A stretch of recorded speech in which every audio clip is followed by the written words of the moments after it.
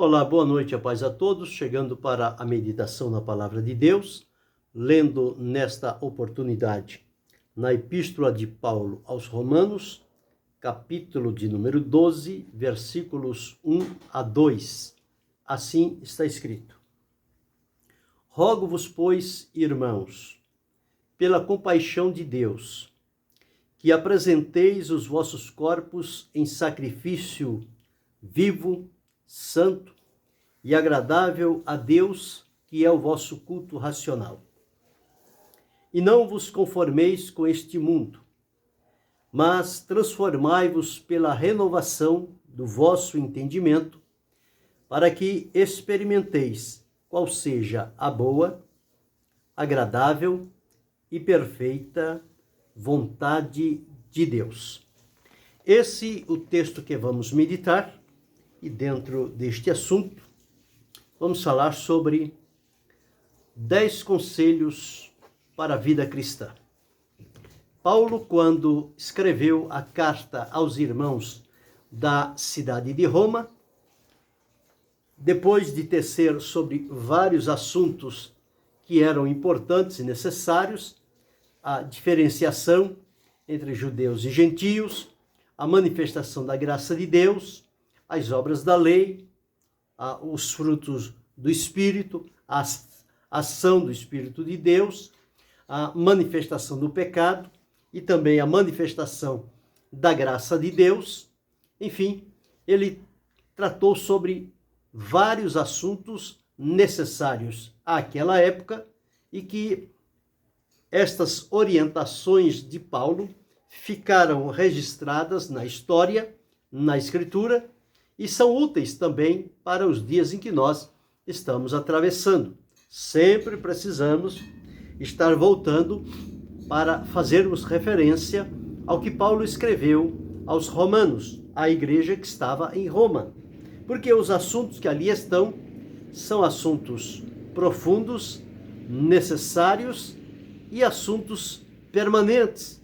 Sempre se repetem em vários lugares. Então, por isso, há a necessidade de sempre estarmos voltando à palavra de Deus. E a partir do capítulo 12 até o 16, são as últimas instruções que ele vai dando àquela igreja, as orientações que ele vai passando àqueles irmãos, na maneira de eles se conduzirem diante da presença de Deus e entender que, a partir do momento em que eles vieram a Cristo, foram perdoados, foram libertos e transformados, eles agora têm um compromisso com Jesus.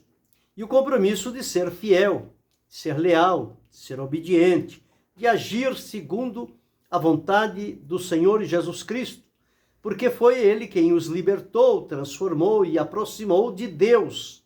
Então há no coração do ser humano, salvo e liberto por Jesus, aquele senso de gratidão pelo muito que Jesus fez por ele, fez por mim, fez por você, fez por cada um de nós. A obra de Jesus é inesquecível.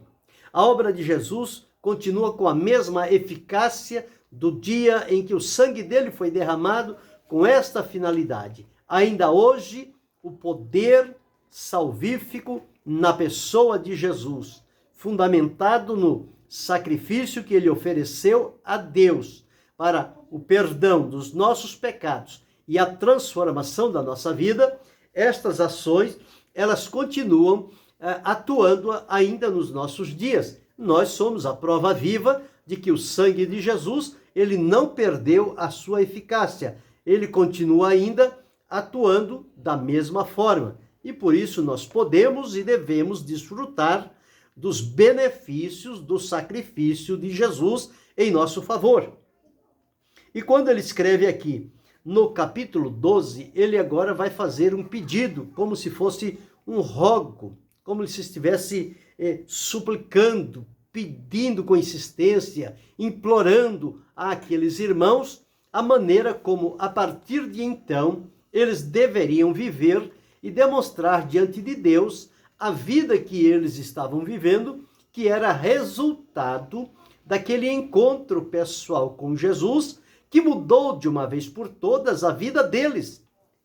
todo aquele que tem este encontro com Jesus, Jesus entra na vida desta pessoa, esta pessoa nunca mais será a mesma. Ela será transformada, ela será mudada completamente e todos verão a transformação que aconteceu naquela vida. Porque os sinais são evidentes. A transformação ela ocorre internamente, primeiro no nosso interior. Mas os resultados, eles começam a se demonstrar também exteriormente, na nossa maneira de olhar, a maneira de falar, de se comportar, enfim, os procedimentos, os relacionamentos que temos, os negócios, tudo aquilo vai ser direcionado agora em função da nova vida que impera no nosso interior e da ação do Espírito de Deus, que a partir de então passa a dirigir a nossa vida de tal forma que nós tenhamos prazer em servir a Jesus, em glorificar a Deus através de Jesus, ser grato a Ele por tudo que Ele fez. E o que é que o apóstolo está pedindo àqueles irmãos? Diz: rogo-vos, pois, irmãos, pela compaixão de Deus. Ele atribuiu este rogo à compaixão de Deus. Que acontecesse o quê? Que apresenteis os vossos corpos em sacrifício a Deus. O nosso corpo, ele deve ser colocado como um tributo de sacrifício diante de Deus. E que qualidades devem ter este sacrifício? O apóstolo escreveu aqui 3 características. Ele deve ser um sacrifício vivo, santo e agradável a Deus. Deve ter essas 3 características. Então, a marca da santidade, separação do pecado, separação do mundo, do engano, da mentira, de tudo que não presta, isto, santo, separado para uso exclusivo por Deus, santificado através também do sangue de Jesus, através do Espírito Santo, que é chamado Espírito de Santificação, e também através da verdade, que é a palavra de Deus. Jesus disse: santifica-os na verdade, a tua palavra é a verdade. Então a palavra santifica. Como purificará o jovem o seu caminho? Observando-o conforme a sua palavra. Então é a maneira de nós nos santificarmos diante da presença do Senhor nosso Deus. Então esse sacrifício ele tem que ser vivo, não pode ser um sacrifício morto, porque morto não se expressa, não tem como manifestar-se, os mortos não podem glorificar e adorar a Deus, eles estão no descanso, somente os vivos podem fazer isso, então nosso sacrifício diante de Deus tem que ser vivo. Lembrando que antes nós estávamos mortos para Deus e vivos para o mundo. A partir do encontro com Jesus e da libertação, nós morremos para o mundo e agora passamos a viver para Deus. Então, nosso sacrifício tem que ser vivo, tem que haver demonstração de vida. Mas é a vida que agrada a Deus, é a vida que glorifica a Deus. E esta vida deve ter a marca da santidade. E a maneira como nós nos apresentarmos diante de Deus não deve ser uma maneira imposta, debaixo de pressão, de imposição. Não, mas deve ser uma maneira agradável. E tudo que fizermos para ser agradável deve ser feito de maneira voluntária. Deve haver da nossa parte a voluntariedade naquilo que estamos apresentando diante de Deus. Porque quando o fazemos de maneira voluntária, fazemos por amor, fazemos com alegria, fazemos com a plena disposição. Quando há qualquer obrigação ou imposição, as pessoas fazem porque têm que fazer, mas não fazem com liberalidade, não fazem com voluntariedade, não fazem com disponibilidade, fazem para cumprir um rito, uma regra, uma norma. Mas diante de Deus isso não tem valia, isso não significa nada. Diante de Deus deve ser o resultado de um coração que se dispõe a Deus voluntariamente. Então, deve ser vivo, santo e agradável a Deus, e ele resume que isto se traduz no culto racional. Então, o culto não é aquilo que eu apresento somente, aquilo que está fora de mim. Culto é aquilo que eu sou interiormente. Então, a minha vida, para ser um tributo de louvor a Deus e como culto racional, ela deve estar marcada pela vida de Deus, pela santificação e pela maneira agradável de se apresentar diante de Deus. Então aí é aceito diante do Senhor, porque nós estamos indo pelo caminho que vai trazer glória ao nome do Senhor, vai trazer alegria ao nosso coração e nós vamos ter resultados de Deus na nossa vida. Porque tudo que fazemos voluntariamente, de coração, com amor, com alegria, com disponibilidade, Deus estende as mãos e envia a sua bênção para a nossa vida. Então, ao irmos adorarmos a Deus, nós saímos de lá abençoados por Deus. E o versículo 2, ele afirma, dizendo, e não vos conformeis com este mundo. Ora, uma vez que nós fomos tirados do mundo, fomos libertos do mundo, estamos agora servindo a Jesus, estamos grato, alegre, feliz, abençoado, a palavra de Deus diz que é para não se conformar com o mundo. Conformar é concordar, é ter prazer nas coisas que o mundo oferece, é procurar apoiar alguma coisa que é do mundo, embora eu não faça, mas eu consinta em quem faz. Não vos conformeis com o mundo. O mundo não tem mais nada que seja de utilidade para a nossa vida. O mundo morreu para nós e nós morremos para o mundo. É esta a condição em que devemos estar diante da presença de Deus. E não vos conformeis com este mundo, mas transformais pela renovação do entendimento. Como é que o entendimento se renova? Através das convicções que são asseguradas no coração. Estas convicções serão as estruturas, os fundamentos da nossa vida cristã, da nossa vida de fé, e são estes princípios e conceitos da palavra de Deus, estabelecido no nosso coração, no nosso espírito, que vão moldar e transformar o nosso entendimento.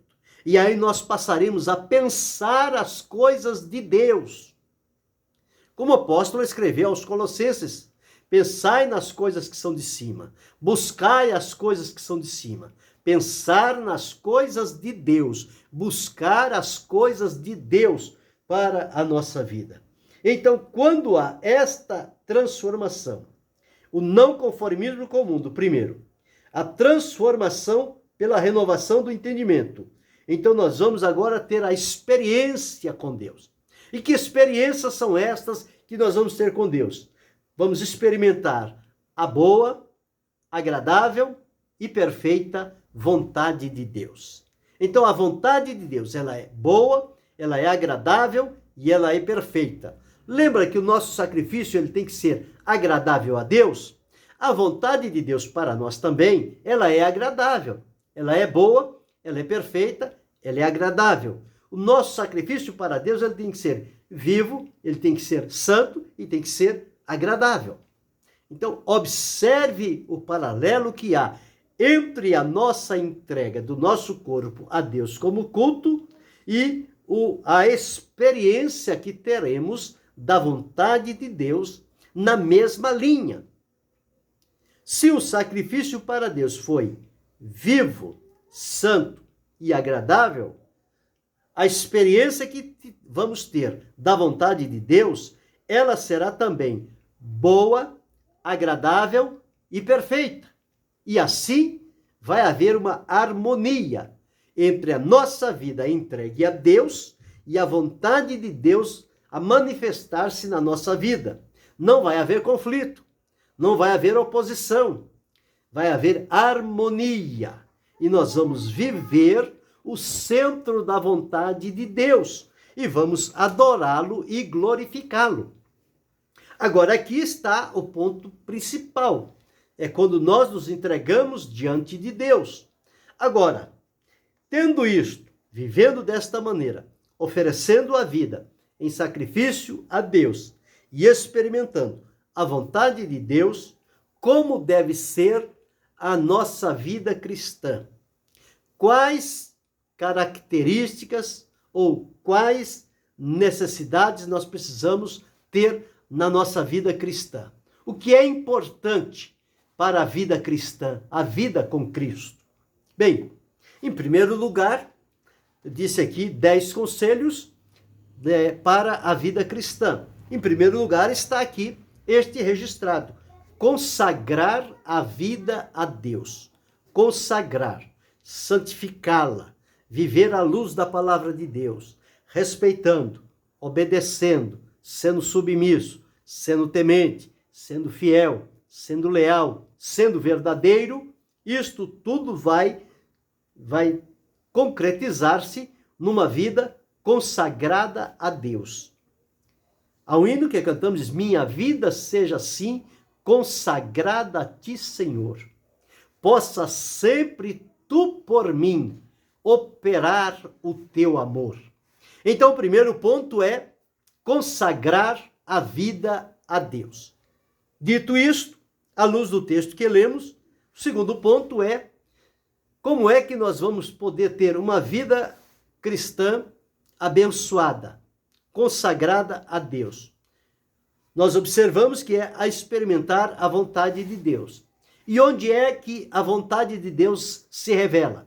A vontade de Deus está revelada na sua palavra. Então nós precisamos, em segundo lugar, nos aplicar à leitura bíblica. Criar o hábito de ler a Bíblia, meditar na Bíblia, estudar a Bíblia, comparar a Bíblia, uma passagem com a outra, e disto tirar lições para a nossa vida. Então, se o primeiro ponto é consagrar a vida a Deus, o segundo ponto é aplicar-se à leitura bíblica de todas as formas possíveis, para tirarmos dela o melhor para a nossa vida cristã. O terceiro passo é desenvolver uma vida de constante oração. Por quê? Porque é a nossa vida que precisa ser mudada. Então, quando nós vamos à palavra de Deus, nós tomamos conhecimento da vontade de Deus. Quando nos aplicamos à oração, nós trazemos à lembrança aquilo que lemos, que estudamos, que descobrimos, sendo a vontade de Deus, e na oração nós vamos apresentar isto a Deus e pedir a Ele graça e força para que a nossa vida possa estar na condição de ser transformada pelo poder de Jesus e pela ação do Espírito Santo. Então, desenvolver uma vida de constante oração vai contribuir para o bem da nossa vida cristã. O quarto passo é, uma vez que a vida está consagrada a Deus, temos nos aplicado à leitura da palavra, temos desenvolvido a prática da oração constante. Agora é demonstrar aquilo que vivemos. Então, é viver na prática do amor fraternal. É amar-nos uns aos outros conforme a palavra de Deus anuncia. Então, isso tudo vai contribuir para a nossa vida cristã. Viver o amor de Deus entre os nossos irmãos. Aqueles que o Senhor coloca à nossa volta para juntos servirmos e glorificarmos a Ele. Então, praticar o amor fraternal. Este é o quarto ponto. Quarto passo, podemos dizer assim. O quinto passo é andar com honestidade. Quem tem o compromisso de viver a Deus não pratica desonestidade. Não é infiel, não é desleal, não é enganador, não é mentiroso, não é profano, não é imoral. Não. Quem está servindo a Deus precisa viver uma vida de honestidade, sinceridade, pureza, verdade, fidelidade e separação do mal. Então, o quinto passo é andar com honestidade.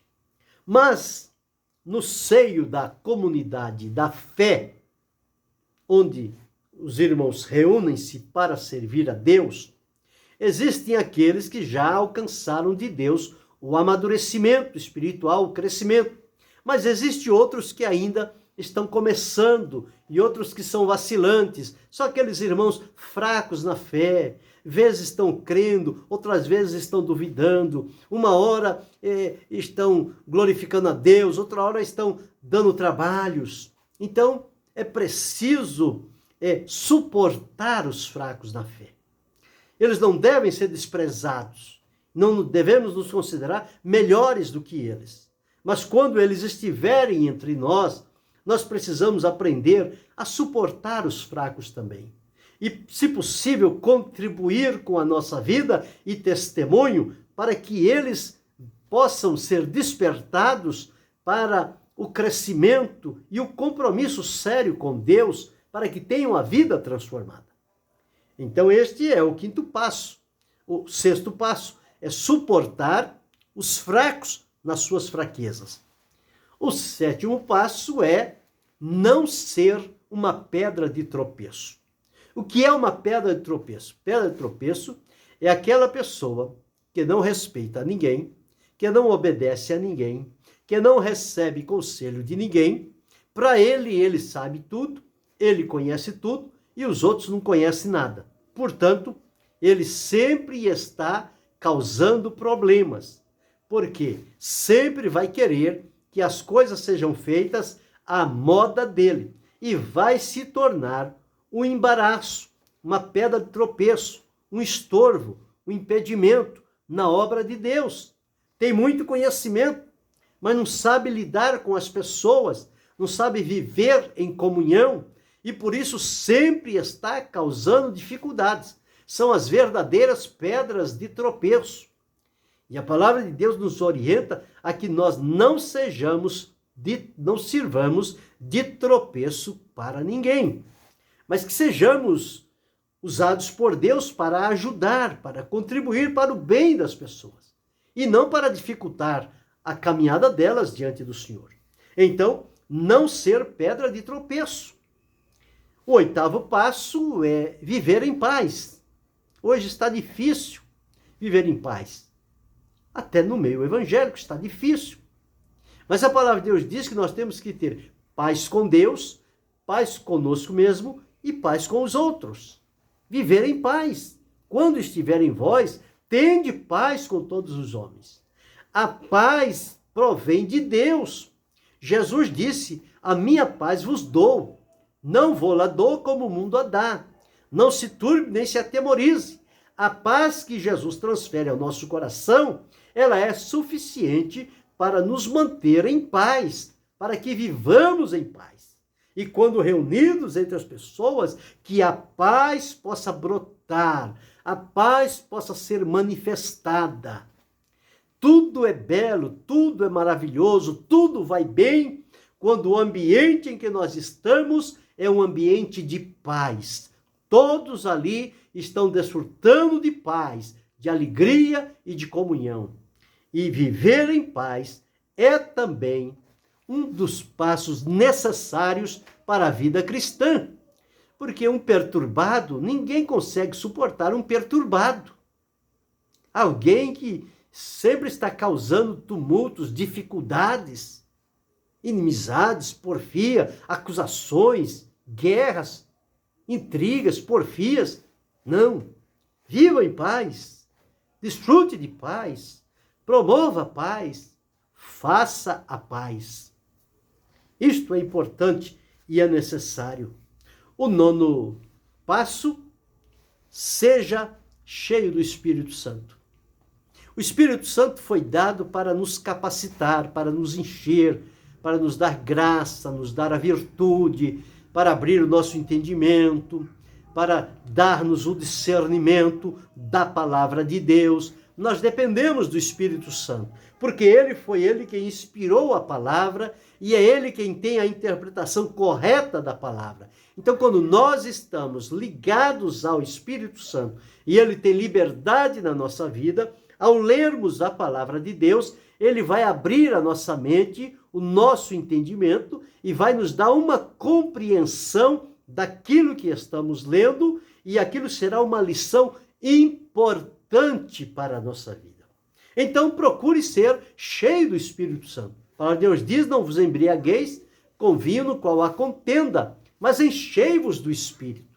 Encha-se do Espírito de Deus e você vai demonstrar na sua vida, quando você estiver cheio do Espírito Santo, quando você se portar como um verdadeiro cristão, sincero, fiel, pacífico, amoroso, agradecido. São essas qualidades que o Espírito de Deus vai manifestando na vida das pessoas. E todos nós precisamos e dependemos de que o Espírito Santo trabalhe na nossa vida. Então é importante estes passos para a vida cristã. E o 10º e último passo que nós observamos é ser obediente em tudo. Se tem uma coisa que não agrada ao coração de Deus, é um servo desobediente. O Senhor diz uma coisa e ele faz outra. Deus não aceita. A desobediência, ela é como um pecado de rebelião. É rebeliar-se contra Deus, é ir contra o que Deus estabeleceu.